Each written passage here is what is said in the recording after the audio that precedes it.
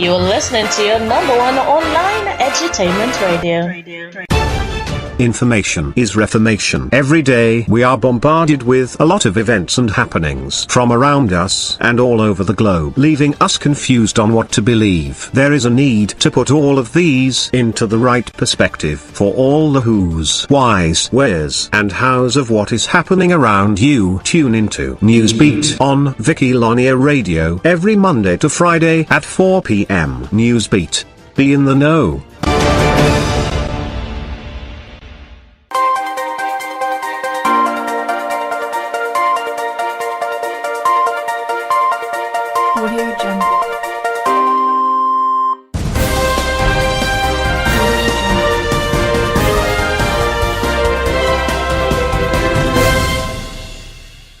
Welcome to Newsbeat on Vikilonia Radio. My name is Amaka George. First, the headlines.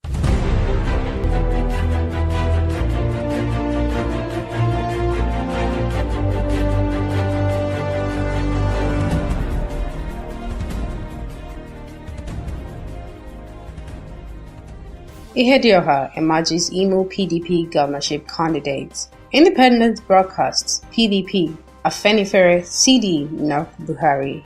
While the elites conspire against me, says Atiku. Ambode supporters protest in APC Secretariat, Tinubu's house. Buhari has damaged Nigerians, says Fayose. Southwest PDP rejects Ekiti, Osun election results. Unending struggle for new minimum wage. Lagos APC, Tinubu insists on Sanwo-Olu for tickets. Indian star confesses love for Lagos at Lagos Open Tennis. Mikel Obi misses as Simon successes returns for Libya draws. Now the news in full.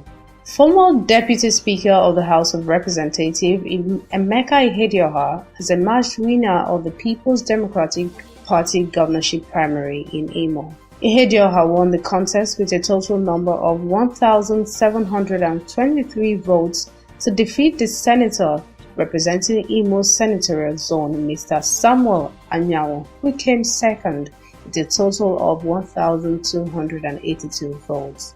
Announcing the results, the returning officer, Mr. Emma Nwala, expressed gratitude to all stakeholders who contributed in various ways to the success of the electoral process. The exercise, which was originally scheduled to hold on Tuesday, October 2nd, started at 4 p.m. on Monday and ended at 4:30 a.m.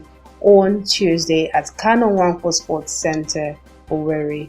The exercise, which was largely peaceful, pitch-free and transparent, had over 3,000 delegates drawn from 27 local government areas in the state.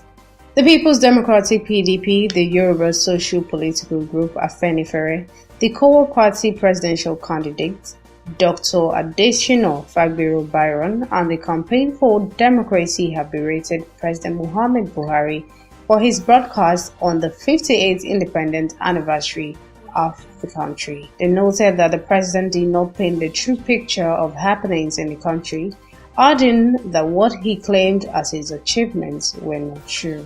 Afenifere dismissed the claims made by the president that his administration had tamed corruption. Afenifere spokesman Yinka Odumaki said graft had worsened, pointing out that many corruption cases had occurred under the current administration. He said the multi-million naira fraud involving the former secretary to the government of the Federation occurred before he took office.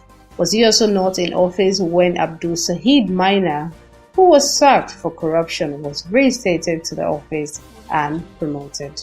Odumaki further said that many individuals facing trials for corruption were in the entourage of the president during his state visit to China. Afenifere added that unemployment had worsened under Buhari, saying millions of youths were jobless while a record number of citizens had lost their jobs. The Campaign for Democracy said Buhari's administration had not lived up to the expectations of Nigerians in the last 3 years, especially in the areas of security and economic infrastructure.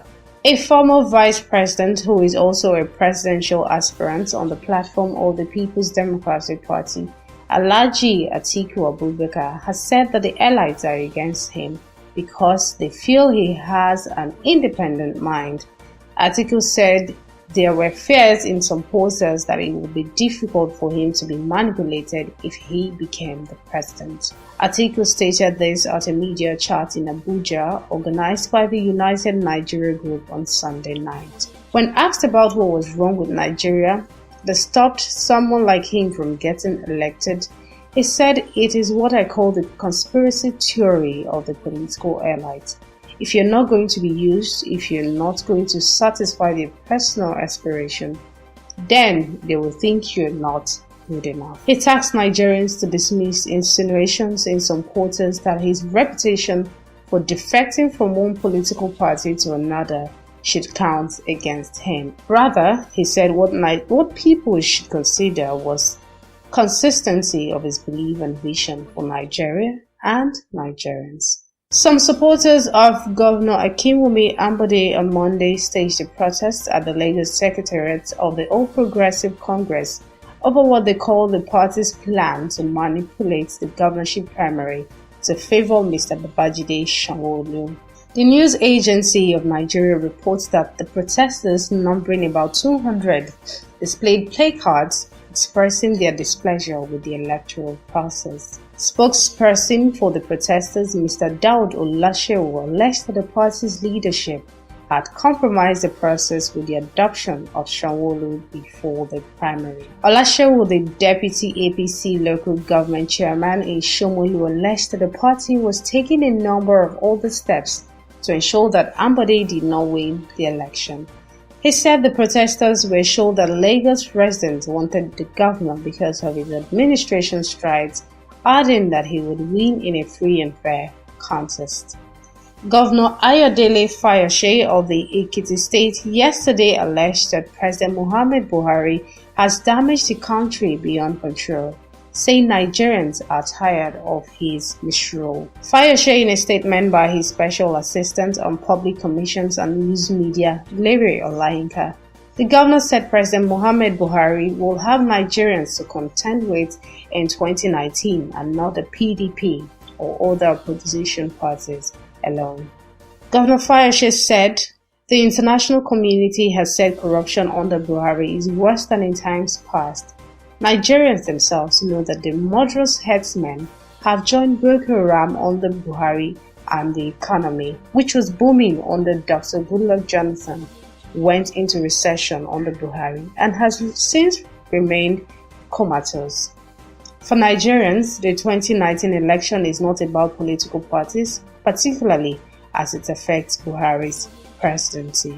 The contestation that has characterized the 2018 negotiation of a new minimum wage for the country is unprecedented. From the initial contact between Labour and government in 2016, when the present wage floor was due for renegotiation, to the declaration of the tripartite committee negotiation seemed die by the Minister of Labour and Employment, Dr. Chris Ngige, that eventually snowballed into a national strike. The process has no doubt been a tedious one indeed. The poser is what factors that influence the minister's decision to unilaterally adjourn the negotiation indefinitely, and on whose directive? The presidency, perhaps. But the intervention of the Chief of Staff to the President, Abba Kaira, gave an indication that the presidency may be unaware of suspension of the negotiation by the tripartite committee. In his meeting with the organized labor in Abuja last Wednesday, 2 hours after the strike was declared, Dr. Ngige explained that SINDAI did not mean indefinite suspension of negotiation, but that no definite time was set for the resumption of the talks. He also added that the federal government had to consult the economic management team for it to take decision based on current financial status of the country 6 months after negotiation began. All Progressive Congress APC, Asiwaju Bola Ahmed Tinubu, said last night that his position on the candidates battling for the party's governorship ticket remains. Tinubu's media advisor Tunde Rahman said last night in a statement on Tinubu's meeting with the president in Abuja. Asiwaju Tinubu and Chief BC Akonde were invited by President Buhari, and it turned out to be a good and productive meeting. Asiwaju was quite pleased to have conferred with the president, who has always shown himself to be a committed party member and a true Democrat. Just like the president, he is looking forward to a good and credible primary that is peaceful and free. As previously stated, Asiwaju plans to vote in his primary, and his position regarding the relative merits of the candidates remains unchanged. In the race are incumbents Akinwumi Ambode and former Commissioner Jide Sanwo-Olu. The primary election is today. Now to the sports scene. Indian tennis player Aran Goas has confessed his love for the city of Lagos, Nigeria, a reason he has to return to play in the ongoing Lagos Open Tennis Championship. The 2018 Lagos Open Tennis served off at the weekend with the International Tennis Federation ITF approved tournament reaching its main draw stage at Lagos Lawn Tennis Club TBS Onikon yesterday. Govers tournament's number 17 player told journalists after he won his first round match and the main draws at the expense of Nigeria's Sylvester Emmanuel, whom he beat in straight set of 6-6, 6-6, that he came back to play in the Lagos Open, formerly known as the Governor's Cup Lagos Tennis, because he enjoyed his stay in the city when he was around last year. Govers said, "I love the people of Lagos, especially the hospitality I enjoyed last year. The hotel was good and I know that I will enjoy the same this year." He hailed the organizers of the Lagos Open Tennis for putting in place a good tournament, saying, "Everything is new. When I came into the venue, from the locker room to the court, can see the taste of good planning. The standard of this year is very high compared to last year." For the second time since the World Cup finals in Russia, Super Eagles captain John Mikel Obi will be missing in action when Nigeria takes on Libya in the crucial African Cup of Nations qualifying matches this month. In the list made available yesterday ahead of the back-to-back matches, the technical advisor Gernot Rohr invited informed Ahmed Musa and 23 other players for duels against Libya Mediterranean Knights. The team captain had earlier missed the last match in Seychelles mid last month, which Nigeria won 3-0 away to revive the team's chance of qualification after a disastrous 0-2 loss at home last year to South Africa. Meanwhile, as Arsenal FC of England forward Alexi Iwobi, who scored the goal against Zambia that qualified Nigeria for the 2018 FIFA World Cup at the same venue a year ago, will return alongside Italy-based duo William Ekong and Olaolu Aina. All three missed a 3-0 win over Seychelles in Maha last month due to injury. And that was Newsbeats on Vikilonia Radio. My name is Amaka George. Good evening.